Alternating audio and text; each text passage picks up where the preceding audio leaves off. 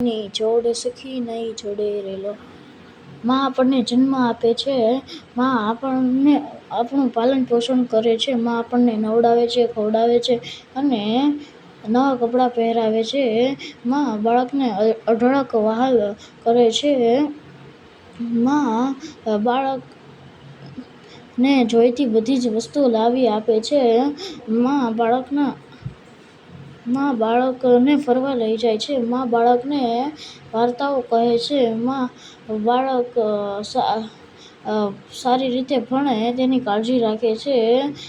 બાળક ક્યારેક માંદું પડ્યું હોય તો માં આખી રાત ઉજાગરા કરીને તેની સેવા કરે છે. કોઈ પણ સ્વાર્થ વગર.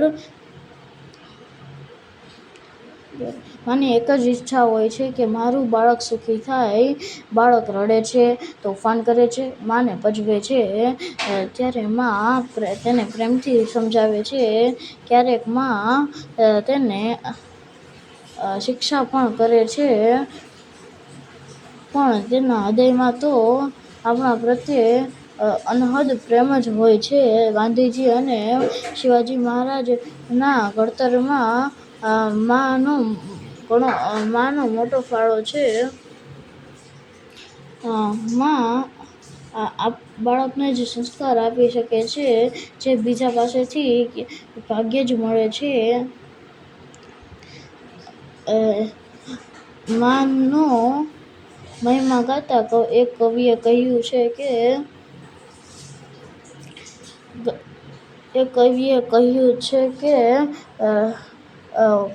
કર ઝુલાવે પારકા, તે બાળક જગતમાં શાસન કરે.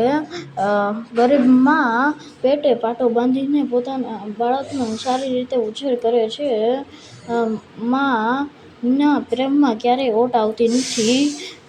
માં આપણા ઉપર ઘણા ઉપકાર કરે છે. આપણે તેને બદલો વારી શકતા નથી.